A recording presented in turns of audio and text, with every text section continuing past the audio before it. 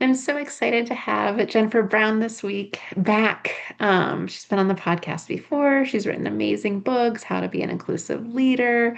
She talked about inclusion before the I was even a thing, what, a decade ago. And now she has a new book, The Shape of Change. And as a DEI practitioner for 20 plus years, Jennifer has lived many changes. And we're going to talk about that today on the podcast. Welcome, Jennifer.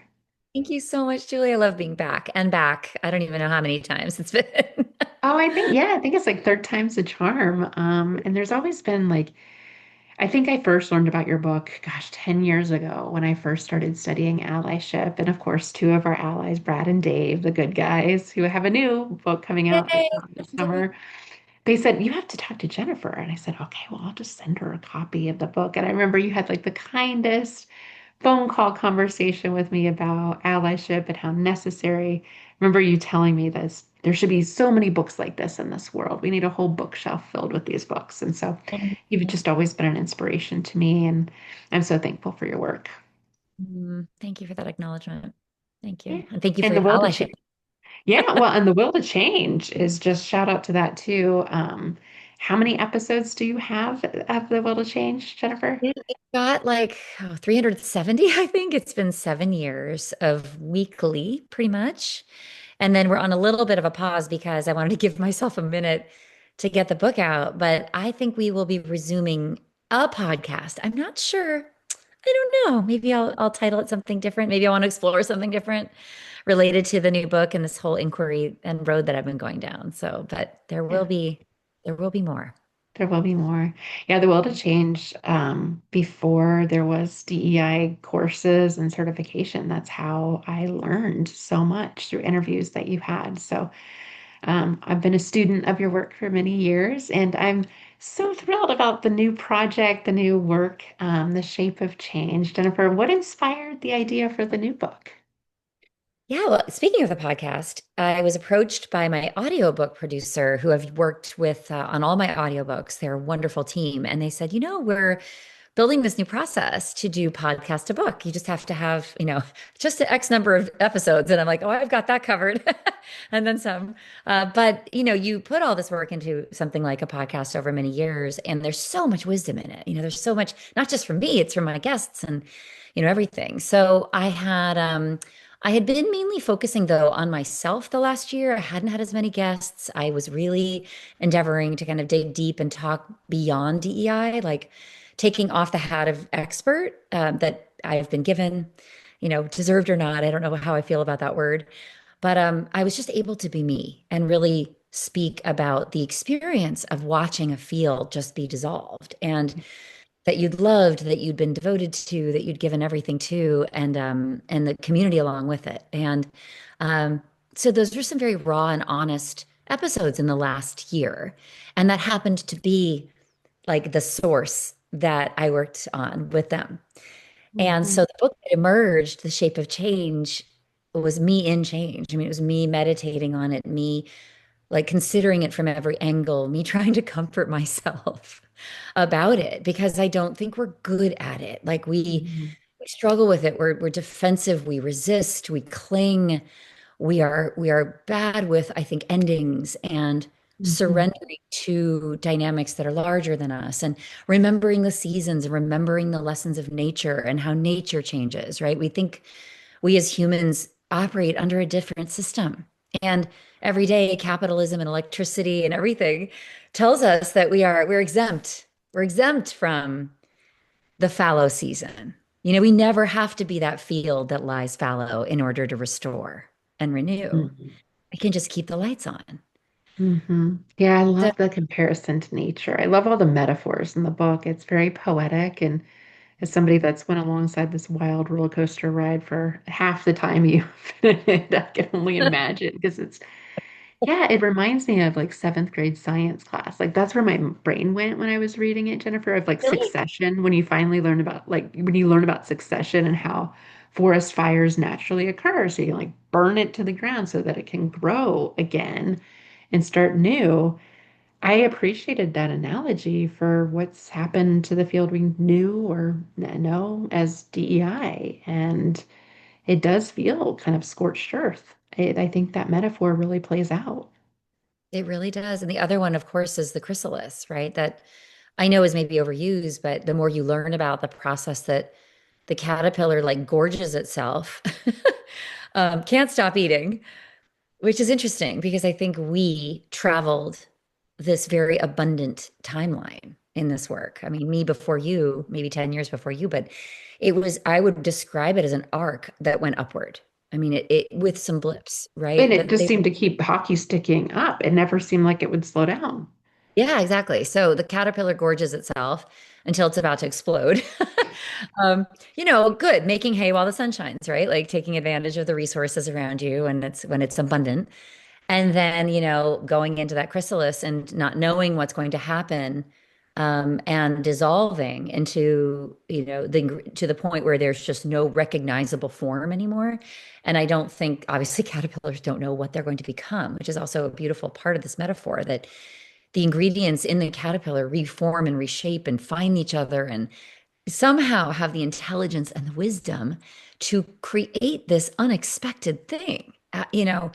And I just return to it because it feels we've been dissolved, but we have so much knowledge and wisdom and those ingredients, like in the forest fire, all the nutrients from it Mhm. get come to the ground and change shape and are unrecognizable from what they used to be, but they're the fertilizer, they're the nourishment, they're the protection, they're the impetus for the growth. And it's like it can't survive without that, what looks like a terrible thing happening, but is such a necessary thing. And if we could look at it as a beautiful thing happening, like I think the reframe there that's available to us is like I am being composted in order to become a different tool, like a different instrument. And I've wanted, Julie, to become a different instrument for quite a while. When you say I've been in it for half as long as you have, I think I've been kind of burned out for the Yeah. latter third of it. I think Yes. what happened with me is, gosh, when I wrote How to Be Inclusive Leader, the first edition was 2019. It came out, and I was like, there you go. I'm like, here it is. And I kind of a little bit was like, okay. Like I connected all the dots I can connect. I sort of like, I don't want to overstay my welcome here. Here's my best thinking. Mhm. Like this is kind of to me the culmination of everything I've noticed, whatever. And I'd be very proud if this were the thing that lived on. Like, and maybe that could have been an ending. We Mm. don't like endings, remember. So we Yeah. delay, we like continue, we stay too long at the party, right? Then George Floyd happens. Then we have to jump in. Then we have to build the big organization. Then I have to like carry this massive infrastructure that I build around me because I'm so deeply devoted to the whatever is needed. I need to go build that. And I need to be there for people. And I need the apparatus to be there for people. So, but I have to say, I have been outgrowing the field, I guess, as I've felt it as a Yeah. teacher because it wasn't it was using a lot of deep parts of me, but it wasn't using all the parts of me. And Mm. I knew that there were ingredients and questions and curiosities and conversations that I wanted to have that go way beyond what DEI where DEI was living at the time. Mhm. But we all know DEI has these beautiful, transcendent, amazing concepts in it that are simply put human, like on a macro level. That's why we love this work. I think it touches the soul. It touches the Mhm. true, the universal, the deeply, present in our world. But the field and the work can be very confining compared to sort of what it's about. And I Yeah. think I needed to be about the world, like Yeah. really about the world. So I think this was necessary, painful. It has to be painful. I think the forest fire, there's a lot of collateral damage. There's a lot of death. There's a lot of destruction. There's a lot of like ego destruction, Mhm. in humans when we go through things like this. But I'm not sure we can get to where we need to go without the destruction. And Pain. Pain is like, a teacher. Yeah, it is painful. And when you're in that time of pain, you don't want to be in it. Like who wants to wallow in that? We just want to like get the butterfly flying. And yeah, let's go. it doesn't happen that way. And I really appreciated again so many of the metaphors that kind of just put language to what I'm feeling. And I know a lot of practitioners like us have been feeling. And one of the first ones you start off with at the beginning of the book is hell in the hallway between the doors of change. It's like, whoa, we're getting very serious here. But what you wrote, Jennifer, I thought was really special because it says transformation doesn't come from clinging to what was or from rushing towards what's next. It comes from standing still in the hallway, from letting the illusions fall away, from allowing ourselves to dissolve gently and bravely into the deeper truths that remain when everything else has broken open. And that really feels like where we're at right now in this transition place between worlds. And we know what was, but we don't know what will be. And so I'm just curious how you've been able to hold that space, that tethering between these worlds. Yeah. Like it's kind of like getting comfortable in the darkness. Um, Mhm. I find myself rushing in from the car to the house like at night. And then because it's freaking cold too. But I live in this beautiful place and there's stars like everywhere. As a Manhattanite for 25 years, I mean, just like what you see in the sky where I live now is like, whoa. And I just like try to pause and I try to say, like, why am I uncomfortable right now? Like, do I want to avoid the dark? Like, I mean, half of our lives is spent in the darkness. Like to pay attention to the beauty of the hallway is dark. Like the door is closed behind us. There's no windows. There may be something ahead we don't know. But can we sit and be present to what emerges to us in the Mm, darkness? It's a different modality. It's just a different way of tuning in and listening, what you're listening to in yourself, in your environment. I always envision like if you're reaching out in the darkness, like in a hallway, like, do I touch something? Like, do I understand like where a boundary is? Like, am I exploring? Am I curious? Who am I in that place, in the liminal space? mhm, And it is terrifying because you've lost all this the ways that you make meaning about who you are and like the stories and the attachments and the safety that you felt from those things that gave you something sort of illusionary but concrete, seemingly concrete.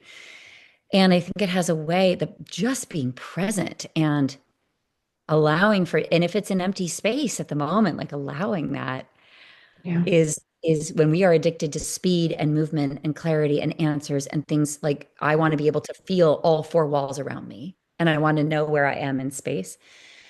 The floating aspect of it, I think, is practice for us. It's really because Mhm. otherwise we will never quiet enough Yeah. to truly like listen to something deeper that wants to emerge because there's too many distractions, too much electricity, too many the built world is around us, right? So So we never quiet, it's so hard to quiet our brains. Like, yeah. I think the only thing that's helped me like the last 3 years, because this for a lot of us practitioners, we started feeling this in 23. I think 2023 is when Mhm. things kind of started to slow down. And I started going to yoga because I'm not the kind of person that can pull out a pillow and sit in the dark and meditate, like you said, or wander in the hallway, Jennifer. But when I go to my yoga studio, it's discipline. There's a process. And by the end of it, I can get pretty close to like a clean brain through that meditative state. And I think that's what this moment's requiring of us is that we kind of just keep a clean slate, keep an openness, help guide people through the dark. Because one of the things you and I have talked about over the years is that we go through things first. It feels like our field goes through things first so that we can help other people go through it later. I mean, Uh, November 6th, 29, or which I'm trying to think, Or 2023, was like, or 24. Yeah, 24. I know exactly it? where I was, what I was doing, and the grieving process started then. Yes. And, there's a lot of people now grieving. I'm like, oh, I didn't realize it was going to be this bad. Oh my gosh, like I'm feeling it. I'm scared about wars, AI, all these uncertainties. Like you said, leaders today can't really figure anything out. Things are constantly in flux. The thing I'm curious about, Jennifer, is we know it's so ironic, right? This is what our work is we're really good at when you have a diverse set of perspectives in an uncertain and constantly changing environment. Your Oh, that's people what are we've been talking prepared. about. And so it just kind of makes me want to like scream inside. But I'm curious, like about this moment in time and how we can leverage Mhm. the true diversity that we have as leaders. Yeah.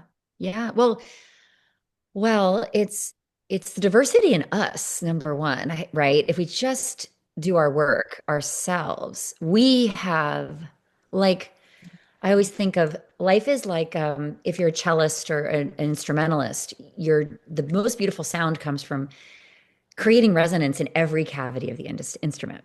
Like that's what Yo-Yo Ma knows how to do. Like reach into the corners and, pull that beautiful sound out. And I do think that we begin life younger selves playing from a very little part of the instrument, right? It's just not the depth of what comes over time when we learn how to reach deep and far within us to bring all of that to bear, especially the stuff that doesn't come so easily or quickly. That is our own diversity within us, right? And including that inclusion of that. I am this, I'm that, I'm that, I'm that. I've never been able to do this, but this is what I think. Or I'm curious about this, and this would be really neat. And I'd like to explore this. And I'd like to find people that care about this. Like, there's so much that's not quite done in our lives. And we're in midlife, but like hitting this moment, especially, the truth really like starts to smack you in the face. Like, what have I not done yet? Like, what have I not explored? Am I proud of my legacy? I know now that I have all this wisdom, what can I do with it and where does it live? Which is something you and I have been talking about that sort of it feels like a door has closed at precisely the moment when we have so much that's so necessary.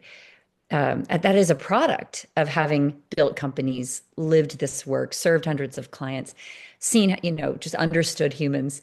So anyway, I think what leaders can do right now, same thing, is like reach deep within us, be present, get in the hallway, quiet down, get really real with the moment, like really connect with the moment, like allow the trappings of who you used to be and what you know how to do and what you got well known for and what you were paid for and this thing you built, what if it were dismantled?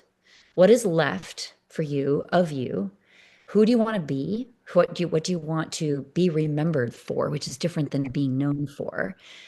How do you want to hold space right now at a time of great confusion and chaos? And I hope good leaders are feeling motivated as you and I are. I want to hold space so that others can make this passage. I often envision myself. I have so many metaphors, Julie. I'm sorry. It's They're but good. I like mean, change is very metaphorical. I mean, it makes our head you're hurt right. on You're right. purpose. It's very like meta, like It thinking is. about thinking. It Thinking kind of about gives me things. a headache. So metaphors help. It's true. It's true. But I see myself like rowing people across a river. Um, and and I'm not sure we can see the other side. I don't know if I can see it any more clearly than others, but perhaps I have the boat and an oar. I don't know. Like I'm just one step ahead. I'm not 10 steps ahead. I'm not going to make any promises about what's on the other side, but I do know we need to make a crossing and that to get people to leave the shore is really challenging to to lead people when you don't know where you're leading them to is challenging, which every leader can relate to right now because we just I don't think know. that's exactly it. That's exactly the challenge. How do I lead if I don't know where exactly we're going? And that, by the way, but leading is still possible when you don't know that. I believe that. And I'm trying to lead myself actually into a new body of work or whatever without knowing what I can hold on to and what's going to be meaningful. I mean, it's such an important what we're doing right now in rebuilding a lot of us from a field that doesn't exist meaningfully anymore is precisely, I think, the process that leaders, have to go through. And you can still maintain trust with people and give them bad news all day long. Like they can still trust you, they can still follow you, and you can be very realistic, very real.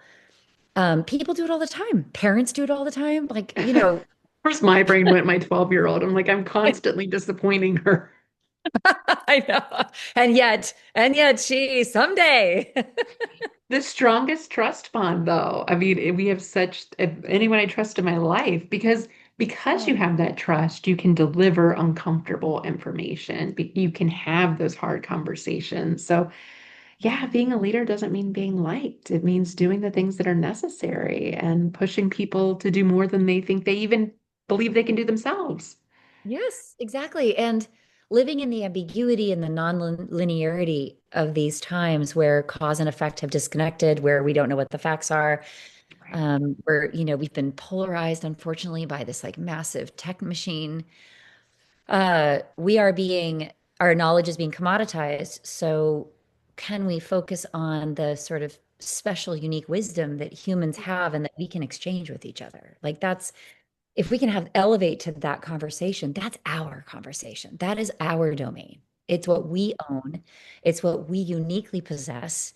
And it is what reminds ourselves and each other that we're still here, we still matter, and we have something that is necessary, like critical for making the world work. And if we can sort of and if as a leader, I can allow people and remind them that that is accessible to them, it's available to them, it's who they are, it's who we are, that we might be partnering with machines in a way that's unprecedented, but I have to believe until such time as we are truly, truly taken over by this, which I have no idea if if that's coming. I'm certainly being talked about a lot, but we may have a window right now of possibility to make some very important, urgent choices actually about what you and I were talking about is not urgent.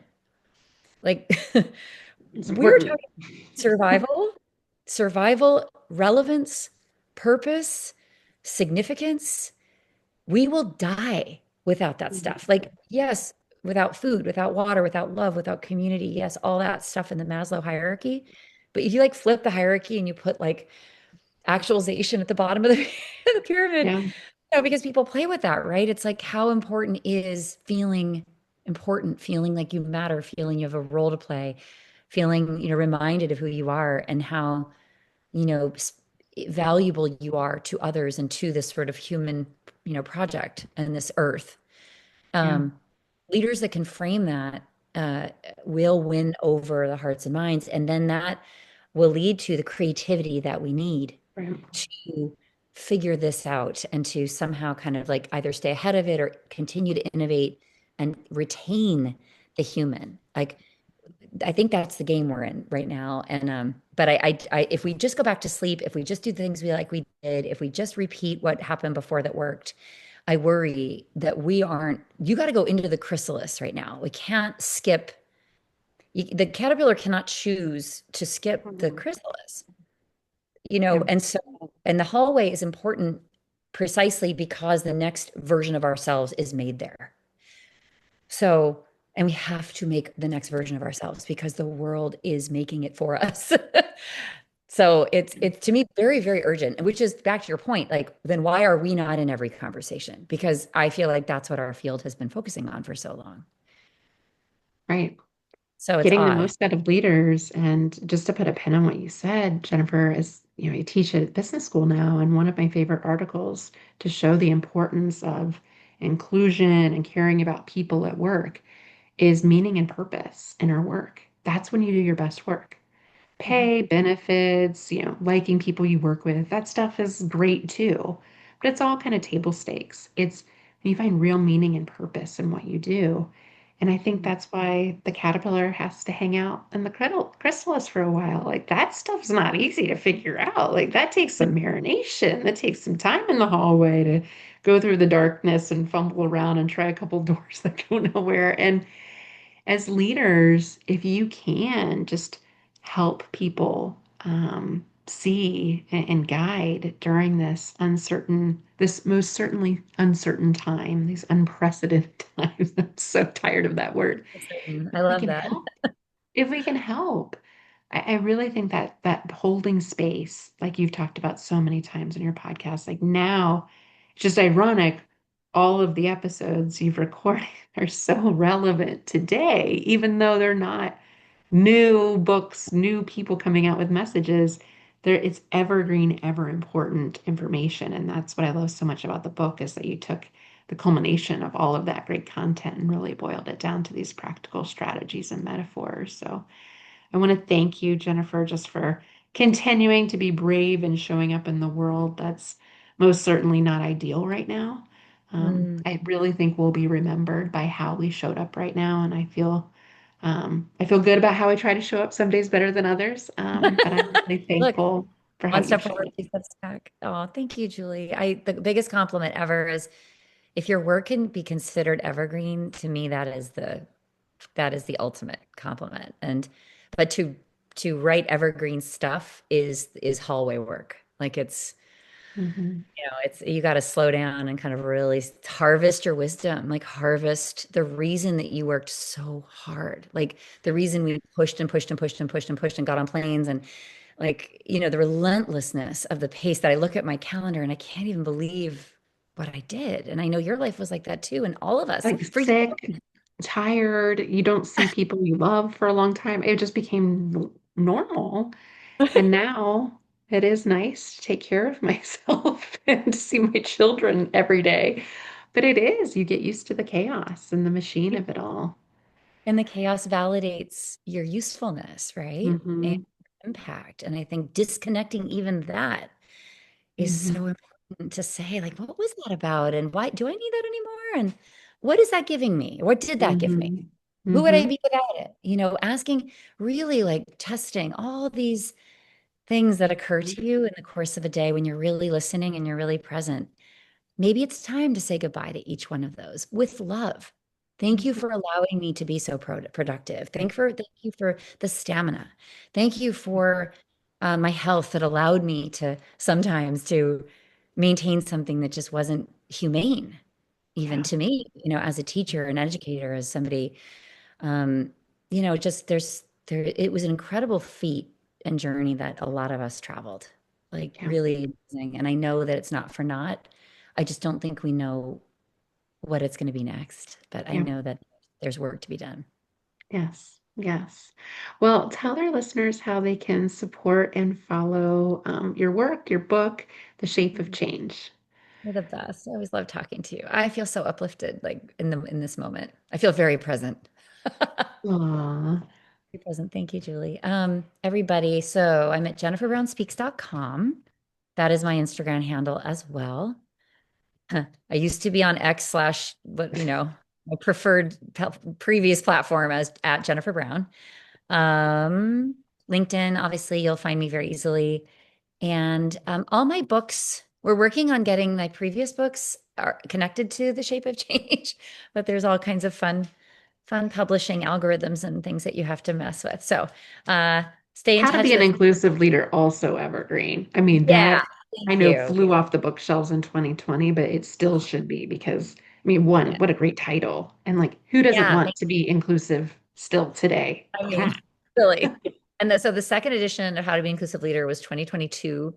And that I am being asked to do a third, and you'll appreciate this in the hallway. I'm not sure you should be writing books from the hallway unless you're writing about the hallway. So, I don't know. I don't know. Maybe there will be a third edition at some point, but that was a wonderful book, and I'm really very, very Yes, proud of. I hope it's evergreen as well, to your point. yes, So yes. thank Yeah. you for all of this. Thank you, Jennifer. Thanks for being brave and continuing to show up in the world. I'm thankful for you. Thank you, Julie.